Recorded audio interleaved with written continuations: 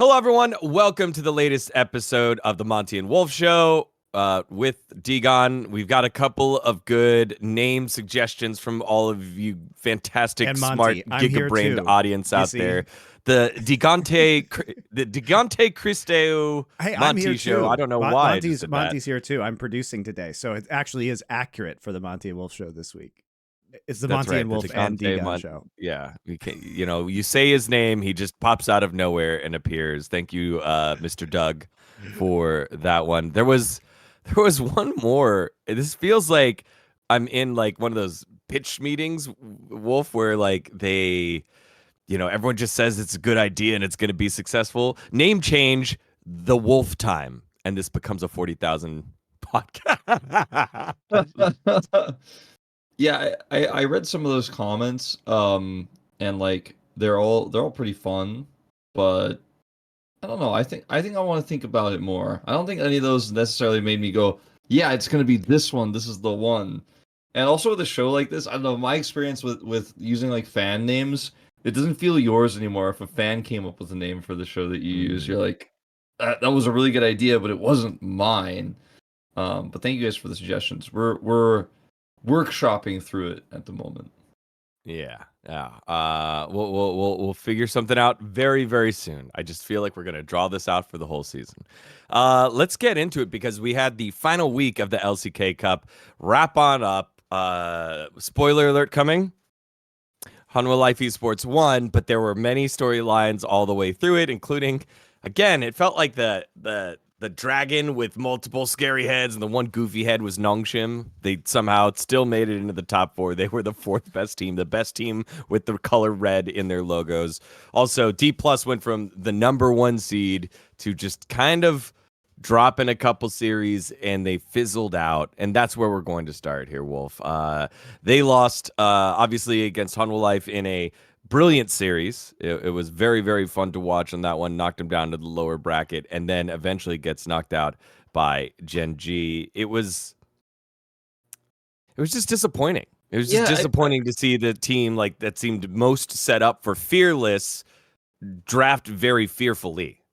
I was so high on Dom1 or Dplus rather coming into this playoffs, and I was like really trying to in my head figure out why they were actually fraudulent the whole time, because I was like, I've been pushing this team, best drafting team, super coordinated. Lucid is a real top tier jungler now. They don't just play through aiming, but they can still play through aiming. And I just felt like moving into every time I predicted them, and every time we were going into that, I was like, this is it. This team is good again. Everyone was kind of like feeling, maybe are we going back to an era of Dplus dominance? Is that happening? A lot of people wanted that. A lot of people were like, oh, is this real? But I kept thinking to myself, like, well, they did play against the weaker group where they were undefeated. They did smash Nongshim, but like they smashed Nongshim. Then everyone's like, oh, look at the drafts. They were so sick, except that one Zillion one that wasn't sick. And I just kept like, I mean, you were asked this by me a few times as well. Like, I kept asking, like, are they actually just they stomped bad teams and we were actually wrong about them? Like, I was like, are they actually fraud? Are they fake? Like, I kept asking, like, and I couldn't convince myself it was true. But I kept thinking, like, it could be true that this team is like actually fake good and not really that good. And I believed it myself. Like, I believed they were good. And then I saw the Dplus Hanwha series, right? And that series wasn't enough to make me worried for Dplus. I was like, oh, okay, well, they're way better than GenG, who almost lost to Nongshim. Like, they'll surely be fine. And we showed up that series, and I even said it on our pre-show, when we were doing the LCK that day, I was like, yeah, maybe Dplus overcooking a little bit in some of the drafts. Maybe they could use some more standard drafts early in a series, and then as the series goes longer, start to pull out some of those cool picks. They drafted a lot more standard against GenG, and GenG just giga-blasted them with standard play and better macro and better early games. And Dplus just completely fell apart, and it felt like if they couldn't get early leads, they didn't know what to do. And with some of their drafts where they didn't get early leads, their drafts were so specifically strong in like the mid game, or they were really strong at a specific type of team fighting around objectives. And so they were just like win the game despite being like 2,000 gold down because they were always going to be stronger later, etc.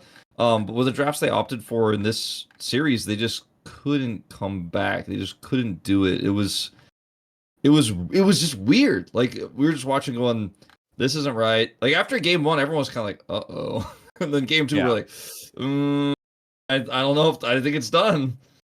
Yeah. Yeah. It was just against in the Hanwha series, it felt like they were the team that stole away the win on Red Side. We talked about how Red Side constantly on the broadcast, we talked about how Red Side drafts, you have to kind of gamble somewhere. You have to take a big risk in your draft because it feels like you're constantly behind because you get the counter pick and then you get the power pick in pick 1 and then just constantly are getting counter picked. It just never felt great in the draft. So when Dplus steal away a win in game 3 on the back of Showmaker's Rise, on the back of Aiming's, I think Zeri it was, it just felt like, okay, this is it. Hanwha Life, the narrative changed. It's like Hanwha Life never got it together. We only got to see glimpses of them looking good. And then they are able to turn the shift away from that again. And they just tightened up. They tightened up in the draft, despite the fact that Showmaker had 22 unique champions played throughout the tournament, which is by far and away the most.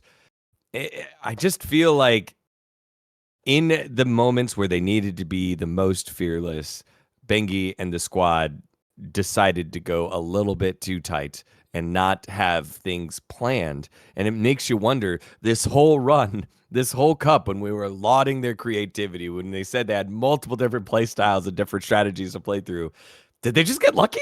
Was it just luck? Or do you, because I feel like it was cohesive plan, but now that the creep has come into my head, it's like, oh, is Pantheon really a thing? Was it really good? I mean, because he played it, it started being played around the world. I just, like, Showmaker played Azir in game 2, and they had a Kaisa and Bessa comp into Maokai. So, like, I look at that draft and I'm like, I don't think you guys got anything here except maybe Showmaker's like, we got to get Azir away from Chovy and Fearless. Aiming loves Kaisa. And Shio, like, has been I don't want to call him an Ambessa one trick, but I think it's been by far his most successful champion, right?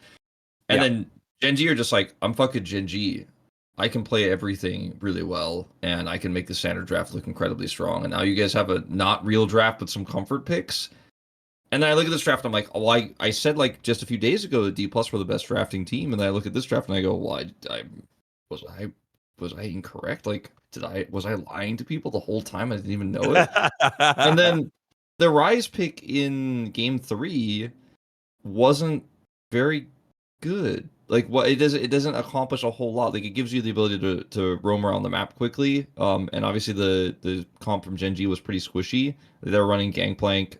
They had the Zyra in that game, so there's not like a super strong front line. There's a Poppy, but maybe you could actually just outpace them and catch some squishy targets and set up dives.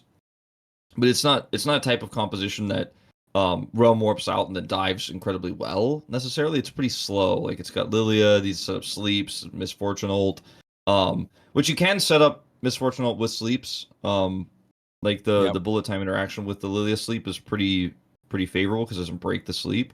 However, I just feel like this was one of the worst Misfortune drafts I've ever seen. They had Rel in the previous draft when they didn't run Misfortune, and then this time they ended up with Nautilus.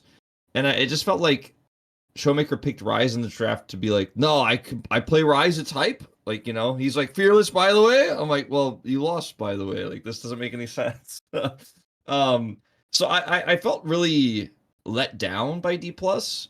Like, I feel almost betrayed. And I think everybody wanted to trust and believe that the team was just back and that they were just really good. And because we could see it with our eyes that the coordination was better. They were factually significantly better. But this series made me feel like, I don't know, like, did they understand what they were doing the whole time? And I hate that because now, like, I have this bad taste in my mouth moving into LCK where I feel like everyone else is going to be like, remember they were undefeated. Remember they were really good. They got unlucky. Like they kind of fell apart at the end, but like they're still like maybe a top 3 team, maybe a top 2 team. I'm going to be like going to LCK and be like, I don't know, guys. I'm starting it over. Like I'm starting 2025 over again. I'm completely resetting this team in my mind. I'm not going to trust. I'm not going to be like, no, they were super good at drafting, because if someone tells me that Dplus was still the best drafting team at LCK Cup, I'm just going to show them this draft here and be like, are you sure? For those of you that couldn't be in the room, as soon as that misfortune was locked, Wolf. I did leave. It's true. Anytime misfortune is locked, Wolf is up in arms and is just so upset. It depends on the case. It depends on the case. Like it's locked in a lot of bad cases in Fearless Draft. So far in Best of Fives, where it just doesn't make sense to be picked, and it's picked, and then I'm mad, and then it gets absolutely gutter stomped, and I'm like, wow, who could have seen that coming? Yeah, so I think the most bittersweet goodbye to Dplus Kia's run, to their claim to being best team in Korea.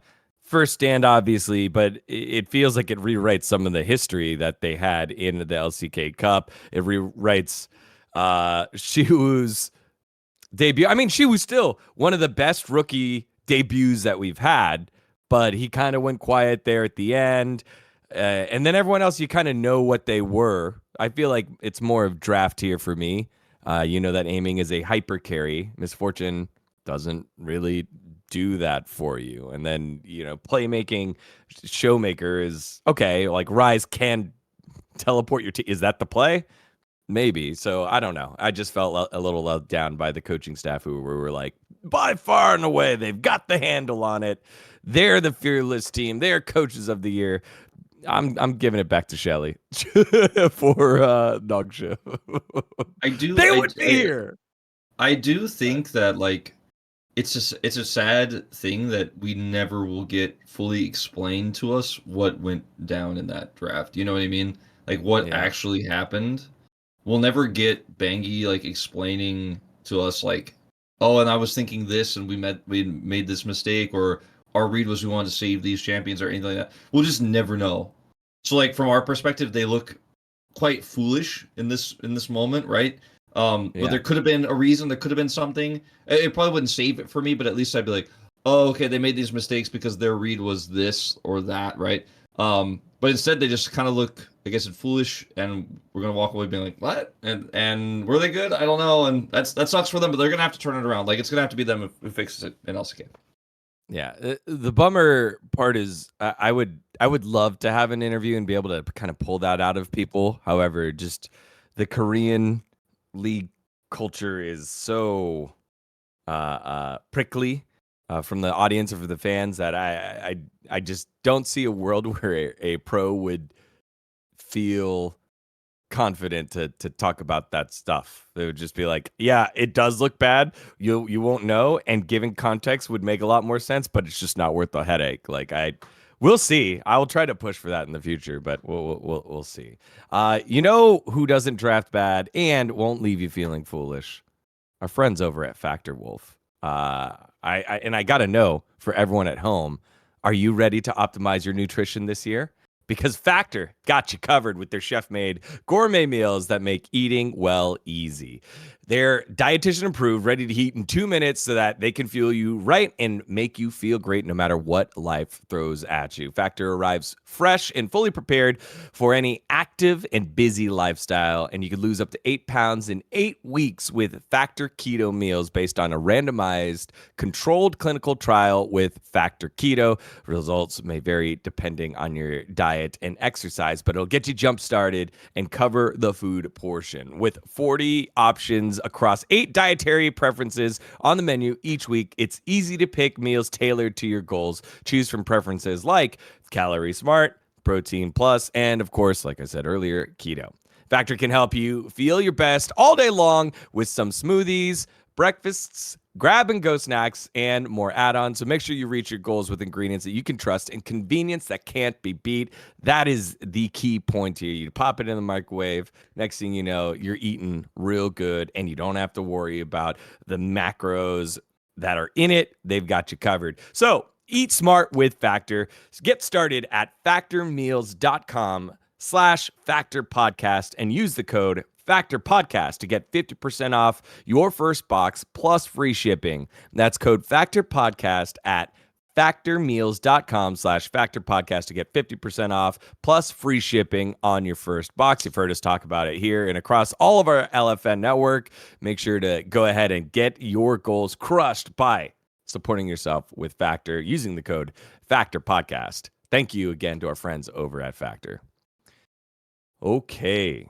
All right, Wolf. Let's go to the other side of the other story here, the minor story here. It was Nongshim versus GenG, just because, we're like, all right, it's the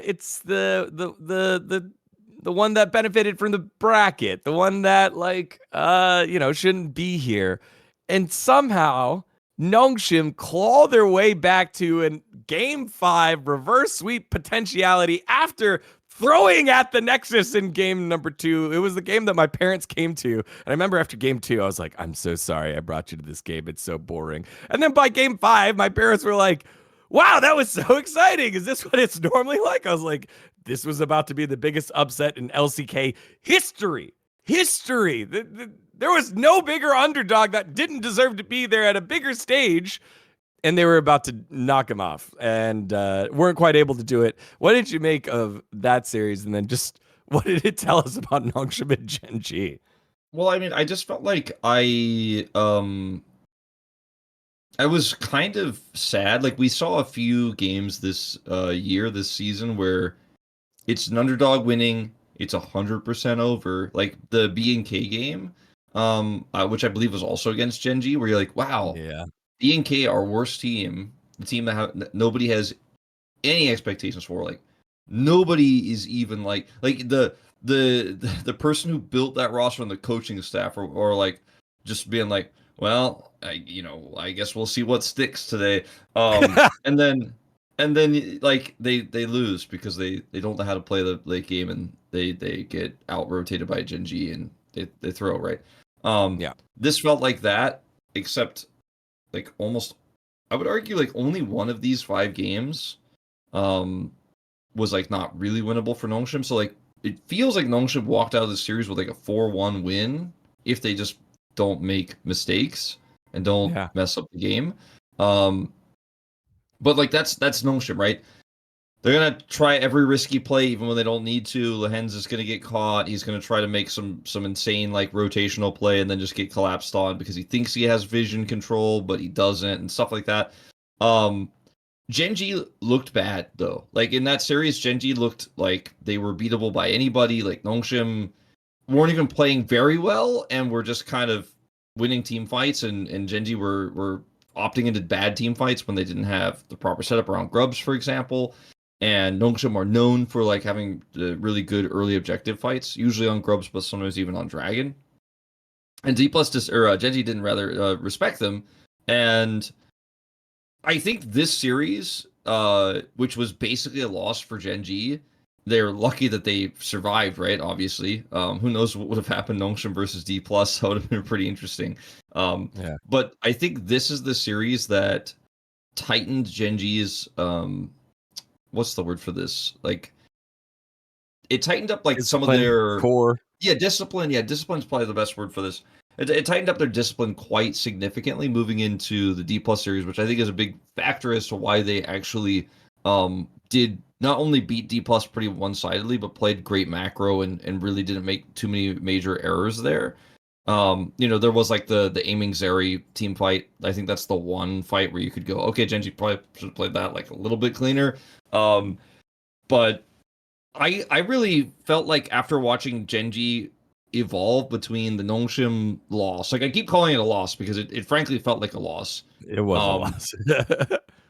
like learning from that, going into the Dplus series and then moving into the Hanwha series, I was like, that was what convinced me to vote GenG. I was like, wow, to improve that much and to get the discipline that dialed in so quickly with just 1 day break, I was like, well, I mean, I don't know. The momentum's on their side. They played more games recently, and it's fearless draft, so it's not like you're watching the draft going, aha, they're so reliant on this pick. Like, sometimes you can abuse that if you're sitting in the finals, like knowing what a team is super like what their crutches are, basically what they're having to utilize, like what happened to Faker, for example, when he was playing only Azir for a really long time, and then KT was like, I don't think so, by the way, you're not playing that every game anymore.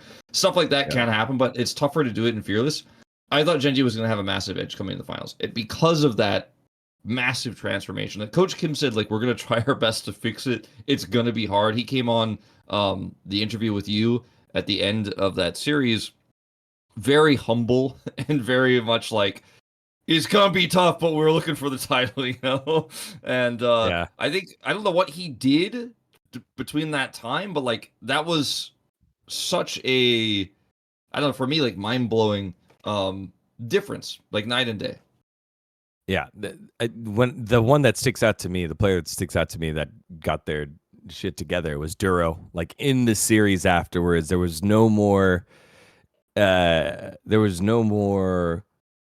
ints. I think what you guys pointed out was like, look, Duro is having trouble pulling the trigger on when to engage, so they're having Keen and Canyon do it most of the time. It's like engage Rumble, engage Cassante, Canyon's on Maokai. Okay, Duro knows he can follow up now with the Alistar. He can follow up with the Braum. And so that, I think that strategy actually worked a lot. There were a lot of engages in the mid lane in early and mid game where it was someone else awkwardly engaging, and that, I think that alleviated so much pressure off of Duro because his deaths significantly dropped. Even in wins against Nongshim, he was looking at 6 deaths, 7 deaths, 8 deaths. And I feel like that was the key. That was one of the keys that Coach Kim was able to identify. Before we dive into the final specifically, I want us to give Nongshim their flowers, just because we're not going to talk about him again. It's magical they made it to this point. And just, what do we expect out of this team going into the regular season? You know, unlike Dplus, where I felt like I ended on a super low note with them, where I'm like, oh, you're so good at this, like I like have a bullet point list of everything they're good at, and at the end they're like, no, I'm not, Wolf. I'm like, oh shit, sorry.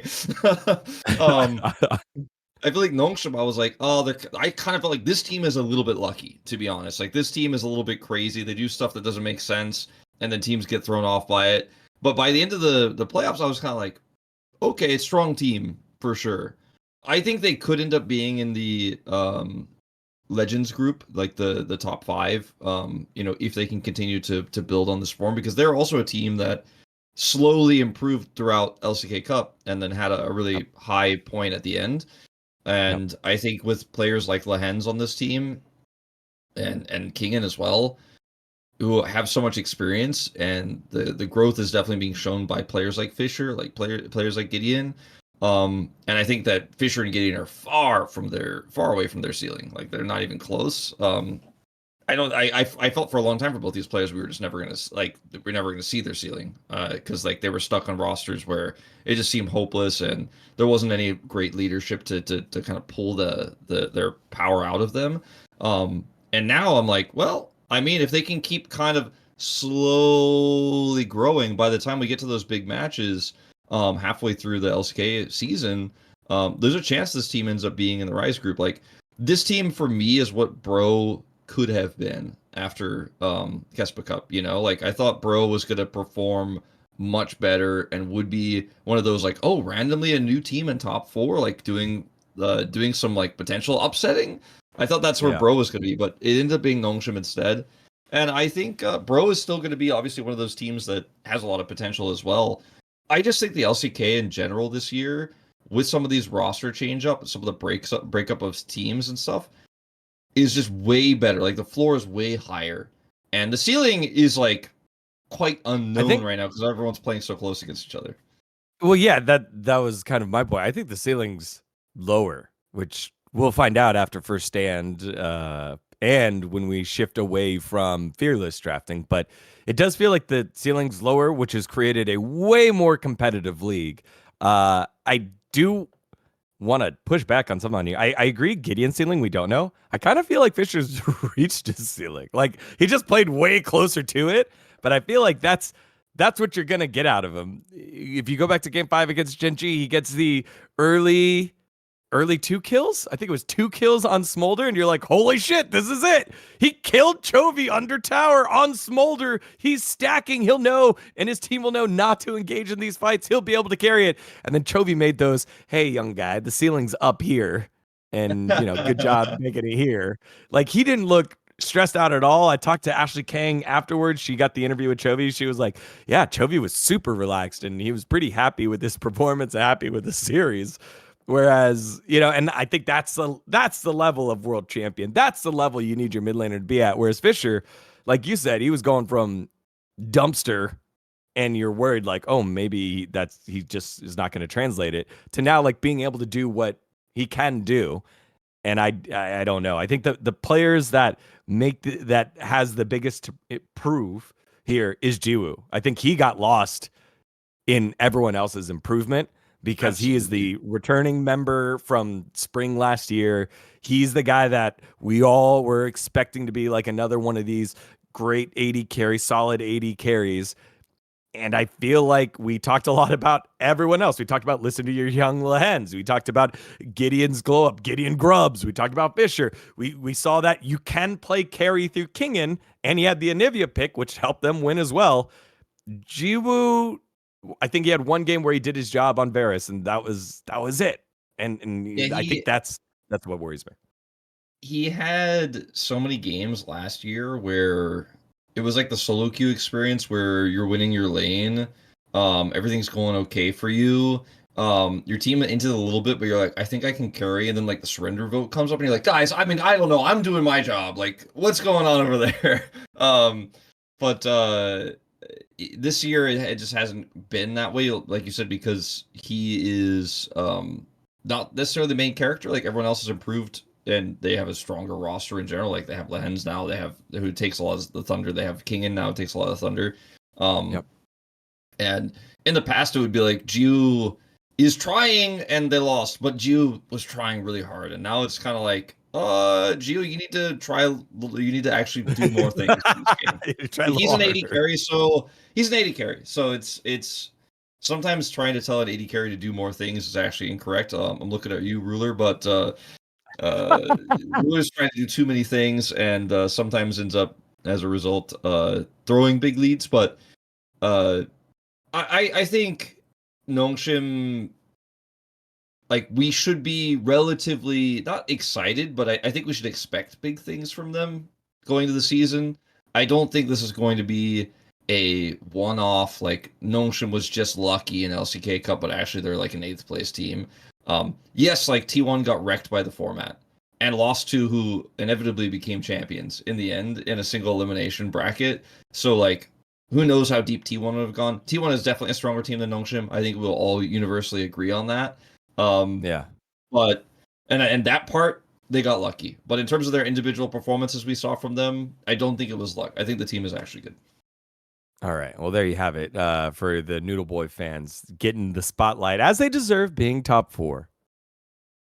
All right, y'all, it's time for us to remind you about our friends over at Turtle Beach. Turtle Beach has been leading the way when it comes to audio. Their brand new Gen 3 Stealth 700 headset picks up so much crystal clear sound, it's basically cheating. Even if you got noise happening all outside, I live here in Seoul, there are cars, there's trucks, there's fire alarms, everything gets knocked on out. Actually, the other day, the fire alarm went off, didn't hear it at all. Not sure if that's a great endorsement or not, but that's how good these bad boys are. And Turtle Beach headsets are so freaking comfortable. It'll feel like you're wearing a marshmallow cloud pillow on your head. And best of all, the Stealth 700 has the industry's first ever cross-play dual wireless transmitter system. That means you can seamlessly switch between your consoles and PC with just the click of a button, and it gets even better after that. While being connected to your console, the Stealth 700 can connect to your phone for music streaming or taking calls all at the same time. What more could you want? Well, or listening to your favorite LFN podcasts, right? Boom. Right. Bluetooth and the wireless, the USB connectivity, the wireless USB transmitter at the same time. It's actually great. I'm wearing mine right now. You guys can't see it. If you want to listen to 2 different LFN podcasts at the same time and like that's right, use the audio, you can do that as well. That's right. I'm sorry, boss. I'll continue to remember that we got to, No, it's great. we I'm just here to can help. do that. I'm just here to help. 700. I see. I see. Well, you know what else helps? 10% off, which is what you get when you use the code Monte Wolf over at the website, which is turtlebeach.com. Use the code Monte Wolf to get 10% off your entire order. That's 10% off your entire order at turtlebeach.com using the promo code Monte Wolf. Again, thanks to our friends over at Turtle Beach. Boom. We love giving you things that we use ourselves, and this one is no different. Thanks to our friends over at Turtle Beach. All right, we did our obituary for Dplus and Nongshim. We will get to GenG's, but it requires us talking about the finals, which felt appropriate now that we, the way that everything went. You felt you had a ramping up GenG against a Hanwha Life Esports that ramped up just a little bit earlier after struggling in the group stages and play-in stages, and it felt good. Win all 5 games. The games, Wolf. I wouldn't call games 1 through 4 great. They were tense though. The games were tense, and it felt like a true finals, a 5-game banger. It did in some ways feel like the true 5-game banger finals, but in other ways didn't, because some of the games were super low quality. And also it was the first finals in LoLEsports since COVID, so it was a different vibe. You know what I mean? Yeah. Oftentimes, obviously, we have our finals in a huge venue. I say oftentimes, we always have, and Korean League of Legends has always had finals in big venues. But this is the new Fearless kind of pre-first stand tournament. So it's not in a venue, it's in LoLEsports, which I think for a lot of people, they didn't know that, even though I think it was made pretty clear and was announced that way and stuff. A lot of people show up to the finals and they're like, what? But it's not in the big place? I saw a lot of comments about that, but it is what it is. The vibes were very much this is a qualifier tournament, and that is kind of essentially what it was. I think, I'll be honest, a lot of the stuff about LCK Cup moving into this year was, I feel not really figured out by the time we started the tournament. There was no LCK Cup logo. There still isn't. That needs to happen. We need to have that. The LCK Cup was like a mini LCK Cup.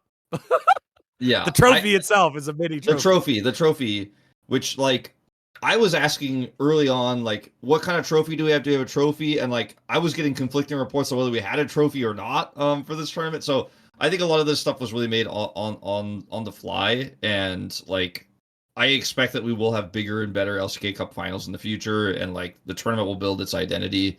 Because right now it's the fun Fearless tournament, but in the future we might have the tournament has or the whole year we have Fearless. So I don't know, maybe they'll do something different with the tournament's identity to make it stand out, make it different. But we usually talk about kind of the vibe around the finals when we're on the show after the finals, the opening ceremony and stuff. The opening ceremony was it didn't hit for me. It was it's not it was a bad idea, but it didn't work. So I love talking about this stuff. We won't spend too much time on it, but because we're in LoLEsports and because everything was tied to Welcome to Noxus, I liked that they tied into the Masquerade theme. But the whole idea of the Masquerade theme is okay, the players are in the audience, and everyone in the audience was given a mask to wear, which was cool. But I don't think they showed enough of the audience to show that everyone was wearing a mask. And then also, after you reveal one player, then the shtick is up. The gimmick is over. But so I feel you could have had them reveal 5 players at a time. So boom, all 5 players reveal, and then boom, all 5 players reveal, and then do the player walk-in intros individually. But they basically did reveal each time. And so within the stadium, sure, they're oh, wow, there's Delight. Oh, wow, there's Peanut. But for us at home, it just felt yeah, we know who that is. We know who's next after jungle goes mid. After mid, you know what? If it was a giant venue, it would have been cooler as well. Right, because there's 10,000 people in there, and then it's oh, there is. And also, if it was one player, everyone else walks up, oh, where's Faker? He's missing, and then if it's Faker and he's the one player that's in the audience and he stands up, and takes them, that would be cool, right? But in this case, I feel it was a cool idea. Yeah. And like when I heard about the idea, I was like, okay, nice. But it didn't feel that great. But again, there's only so many things you could do. We can't have like the players coming down from the ceiling and stuff like we normally do. Just because we're doing it at LoL Park. So let's talk about the games themselves though a little bit here, because obviously this was a 5-game series, but it didn't, when you walked out of it, you know, when you finished it, game 5 felt tense, right? Game 5 was like, oh shit, like scaling, super slow game. Both teams are playing nervous a little bit around this, but Zeus is ramping up, like he's getting stronger and stronger and stronger. His side lane threat is just going to become too difficult to deal with. Jovi is scaling, but he doesn't, you know, he didn't actually have a strong mid game. Like as long as you can get that Rylai's and you can actually start really making big plays. He tried to, but wasn't successful at actually starting to snowball anything. That game felt like, I think a lot of people were I saw comments on like the post game thread and stuff where just like, great series, game 5 was boring as fuck though. I hated that one. It was so shit. And I'm like, for me, I'm like, well, it was like the only game for me that actually felt like there were really big stakes. It was super tense. It wasn't the highest level game we had of the 5 or anything like that, but I feel like Zeus played incredibly well. It was good macro from him. Keen didn't have a great performance in that game or in the series, but like in that matchup, it's really tough to do anything as Orin. But for me, the game 5 is the one that's I'm probably gonna remember for a while, just because it was a cool draft from GenG. I like the Aurelion Soul. I was casting it. I was calling for it. I thought it made a ton of sense in this draft. I didn't hate the Trundle pick that much. But yeah, I think that it's pretty telling to me, like how our fans think about things compared to how like you and I and like Monte and everyone else thinks about things, the analysts on the global side, where I walked out of the finals going, damn, game 5 was pretty tense. It had a kind of, the ending was a little bit like, bleh, but like there was a big build up to how this is going to go, and we're going to crown a champion, and we're going to have a first time representative, and this is a slow game, and like both teams are like, this is it, tournament life on the line. And everyone was like, oh, that game was a snooze fest, man. That game sucked. I'm like, what? That's like for me like the best kind of game 5, the really tense one. Yeah. It's also a product of it being game 5, not just drafts, but I think for me, when I look at this series, I look at how much GenG cooked in the draft. Actually, probably the most exciting parts of games 1 through 4, except game 4. Game 4 was actually interesting because you got to see it exist, see a cooked draft work.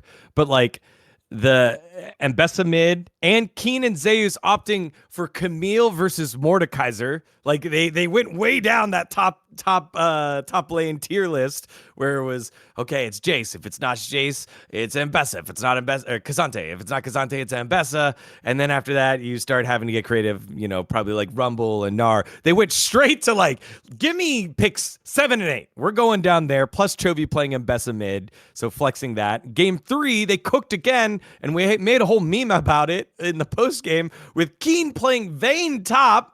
Like, all right, and getting cool. Completely obliterated, by the way. He got astro blasted, giga blasted, to the point where we were like in the space. We had like we had a Vayne cosplay laying around in the LCK for probably about like 3 or 4 years, Wolf, and we were like, I know that this is match point here for Hanwha, but that's how bad this Keen match was. Let's go ahead and use it. And then finally in game 4, the Karthus Viego mid lane here for GenG.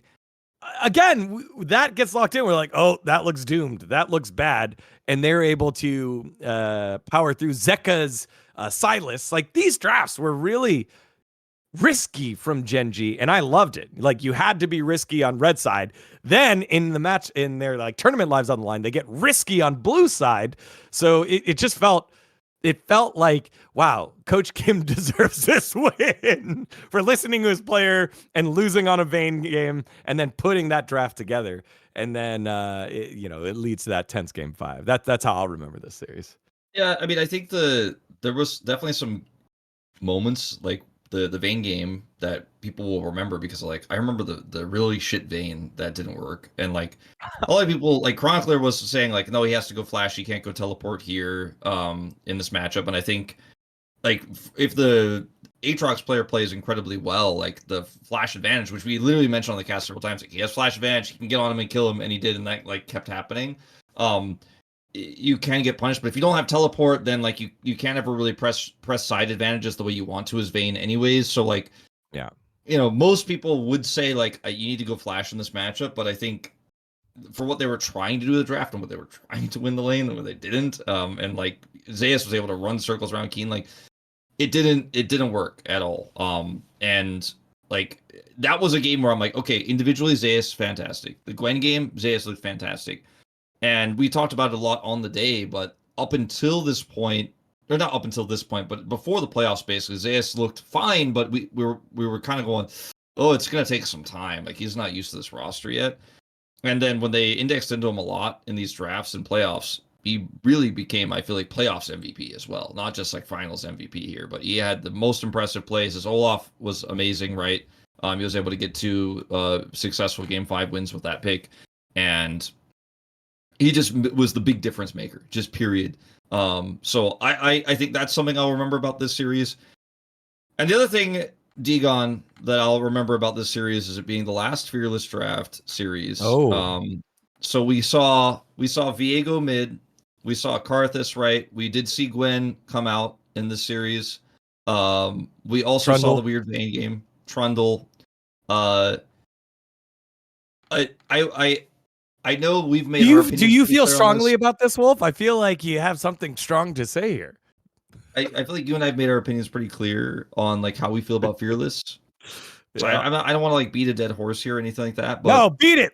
Let's beat the dead horse. I feel like you I want to have like one last discussion about this before like everyone spends the entire year going, oh, I miss Fearless. It was so good, and now it's X champion versus Y champion every fucking game, even though it's not, and it's not even close. Like, oh, I'm so glad we have Fearless because it's not Corki versus Azir every game, which like hasn't happened for a long time. If you want to use that example, you say Tristana versus Corki because that was the last mid matchup that we had like over and over and over and over again. Everyone walked out of this series. Not everyone, by the way, but like most of the comments I read about Fearless after this series were like, we would have never had a great series like that without Fearless. And I'm like, was this series better than the series we had between GenG and Hanwha that went to Game 5 just a few months ago in summer? Where it was like way higher level play and players were playing the champs they're amazing at? I feel like that finals was more epic than this one. Am I crazy? I feel like that one was the better one than this one. Not the one where Vayne goes 1-7. I think you're the crazy one. I think if I'm the audience, you're the crazy one for sure. Because did you see Chovy got to play Aurelion Sol in the finals? You see, King played Vayne top. He played it last finals. He was there. He played it. And like he pulled out Vayne top. So I just want to mention like a few things. First of all, like Riot already announced and decided that this is the Fearless tournament for the year, and then we're going to regular. Yeah. So like everyone who's like trying to push and is about to cry a lot when it comes back, and it's like, I don't know why they're not listening. They can't like undo the decision. I mean, I guess they could, but a lot of people would be upset. Like teams would be upset. They built rosters with this information, et cetera, et cetera. You might build your roster differently if you had known that it was going to be Fearless all year, for example. So, I don't think Riot can change the rules now. They may change it next year, but I want people to temper their expectation. If there's anyone like smiling, be like, maybe LCK will be Fearless after. It's not going to happen. We have the new lane swap lane swap detector thing. I don't know what it's called, the technical term for it, coming soon, right? Either. To kill the lane swaps. I think it's called lane swap detection. That's coming. Very heavy-handed approach to killing lane swaps, right? We have Fearless coming in to shake up like the stale meta that like fans perceive exists, even though we have patches every 2 weeks, which sometimes change things massively. Sometimes, we think it's a wrong read from the balance team, and it doesn't really change how things work in the LCK. It may change how things work in other regions. Yeah. But seeing these big, heavy-handed changes lauded by the fans really actually reminds me of what happened in Overwatch League and what happened in Overwatch when GOATS was meta. So for those of you guys who don't know, there was a composition called GOATS, which is named after a team. That's why it's called GOATS. It sounds weird, but it was basically there are no DPS characters played, like no FPS type characters. It was three tanks and 3 support. or sometimes 4 tanks and 2 supports, depending on the variant. And like sometimes like a Floats, DPS would floats. be played. I remember those. But basically what happened was tanks did so much damage, and some of them, like Reinhardt, for example, didn't even require aim. You just get on top of people and you just hammer them to death. And the DPSs couldn't actually kill the tank fast enough because they're being healed by the triple support so quickly. So basically, Blizzard couldn't figure out how to, like, there's too much healing output and tanks do too much damage. How do we balance this? Because no one's playing this in solo queue. So if you nerf tanks damage, then they just become weak in general in solo queue, and no one wants to play tank, which is already a problem. Like, Blizzard couldn't necessarily figure out what to do. But they had this thing with their game where they're like, any player can play anything at any time. So you'd have support players sometimes tech in a Widowmaker, for example, if the comp needed it, or they needed a last minute swap to do some DPS stuff. Or you could run triple DPS, or you could run triple support. You could do all these different things. And that was part of the beauty of Overwatch to me. I was a guy who enjoyed goats, by the way, but I understood like most people don't like this. But Blizzard locked 2-2-2 as you have now you can only play 2 DPSs, 2 tanks, and 2 supports. And to me, like, I think it really hindered the esport. Not everyone would agree on this, and I think people celebrated and clapped and cheered loudly when the lock came through. But Overwatch was changed forever, right? And now support players who had that extra skill set of like, hey, I can play Widowmaker. That's my little like sub thing I do when in these specific situations where like I want to get a snipe on somebody, or we can run this comp where we actually have extra long range sniping power against what they're trying to run, stuff like that. I don't want to get too much into the weeds on Overwatch strategy. Was just kind of removed from the game. Lane swaps are a thing that right now exists because Halo Blades is super strong, Double Marksman is super strong, champions like Kalista, Caitlyn, super strong at pushing super hard in the bottom lane, and Ashe, obviously. So that's why people are like, I don't want to lane against that. I'm going over here. And I think Riot hasn't figured out how to balance that. And so like we're doing Fearless, so you can only play this one OP thing this one time, and maybe we'll see more. We're going for these big changes to lane swap where we're just like taking the sledgehammer out and killing it, and also then nerfing like roaming supports early and all these other strategies that are really cool and high level that pro gamers have like done, you know, so much iteration on because viewers can't understand it. It's very weird to me, and I don't like it, but I don't like the parallels that I'm seeing between what happened with the Overwatch League and what happened here in terms of like not being able to fix these problems in the bottom lane means that like now the highest level of game is actually crunched. Same way with Fearless, where people are playing the highest level of play with the champs they've mastered, and now they're not able to play them anymore because it's like auto banned because you played it in game 1. I feel like the level of play is going down because of these things, and no one's going to listen to me, and no one's going to care, and everyone's going to be like, yeah, well, Wolf, it's more fun. I saw Viego mid, and I hate lane swaps. So fuck you, Wolf. But I'm like, are we sure this is it? And Riot has publicly said that they think that this is not an elegant solution, and they're going to work on trying to figure it out more later. But there's so many champs in the game, it's hard to balance. It's hard to fix the bottom lane 2v2 issue that's been in the game for years. Like, it really started hard when, like, remember when Keria marksman support was a thing? Like, that's when it really started to take off. Varus, Ashe, Caitlyn, like, all that stuff. Yep.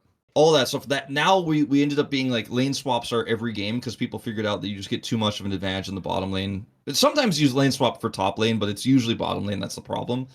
And Riot hasn't been able to figure out how to fix it in a way that doesn't piss off their AD carry players.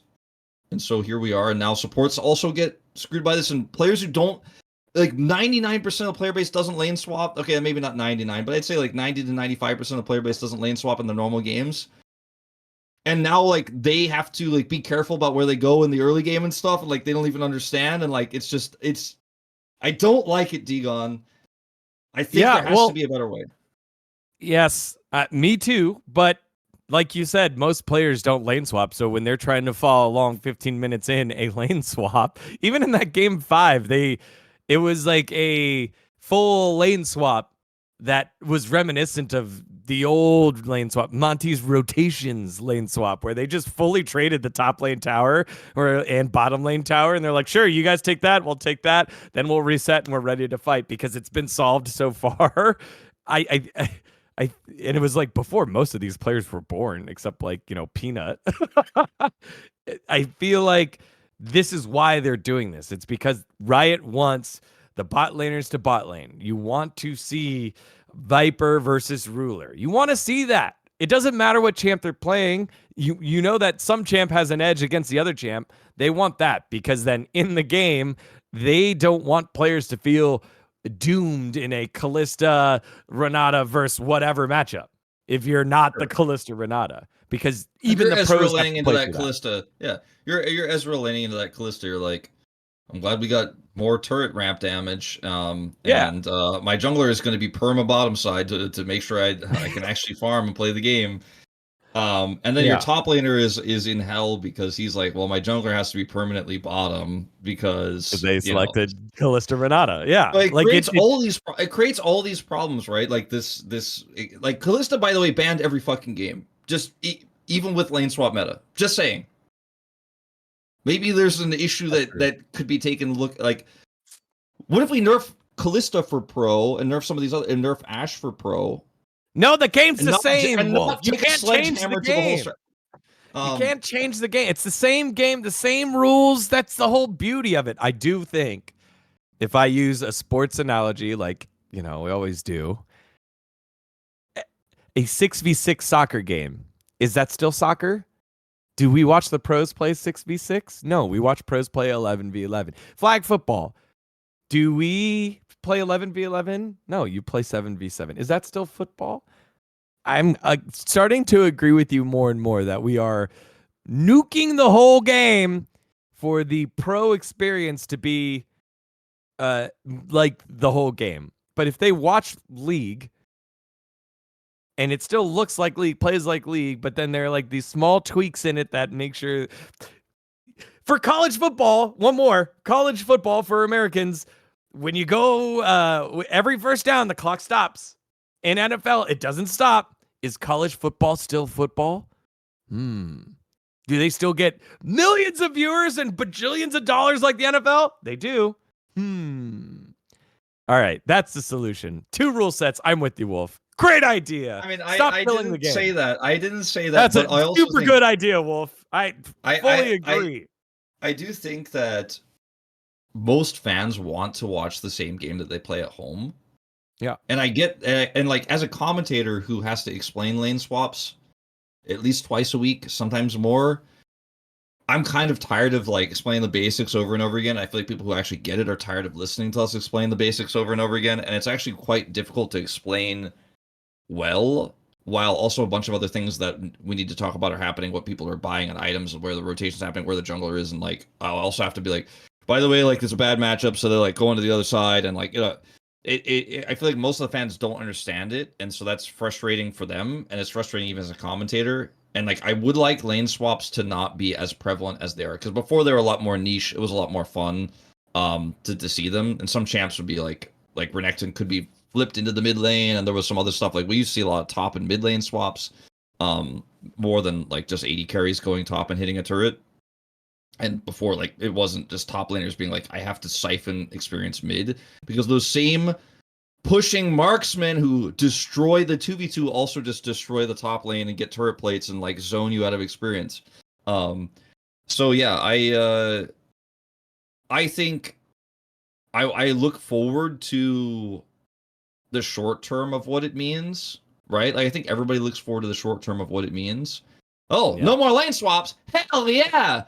Just like the short term of Fearless, like, I saw a new champion, and I ain't seeing Zeri every game. Hell yeah. But I wonder what it means for the long term. And I feel like no one's asking that question, because oftentimes when a balance change like this gets made, it's like never reverted for years and years and years. And everyone just accepts it, but then people forget that like supports used to be able to make cool plays at level 1 or roam or, you know, hide in the brush, like on your first recall, make a play top stuff like this that like won't necessarily be in the game. We don't know how it's all going to shake out. Like maybe you could still make that play, your top laner sacrifice a little bit of XP. We'll see, but like maybe that just becomes a norm. It's like top laner goes top, mid laner goes mid, bot duo goes bottom, jungler goes to jungler, and that jungler goes to jungle, and that's it. And that's just the way the game is. And like all that other stuff that you guys used to like and that used to happen sometimes, like we'll just forget about it. It doesn't matter anymore. That's okay, maybe, but like I feel like I'll miss it. I feel like people will miss it, but they won't know that right now. That's my whole thing. Wolf worrying about a problem that hasn't come yet in case it does happen but we'll see. Yes, the Wolf classic. I've never done this before, dGon. It's not my entire personality. Definitely not. All right. Well, we're running up on time here. We do have one more topic we want to knock out, and it is before we do, a reminder in the comments, now that we've completed Fearless Draft, let us know in the LCK. Let us know if that's what you want to see. Do you care about the quality drop for Fearless, or do you care more about the execution and performance of the best players in the world? And do I you tried think not the to say that. dropped? Actually, I want to know if people think the quality dropped or not, because maybe I'm just crazy.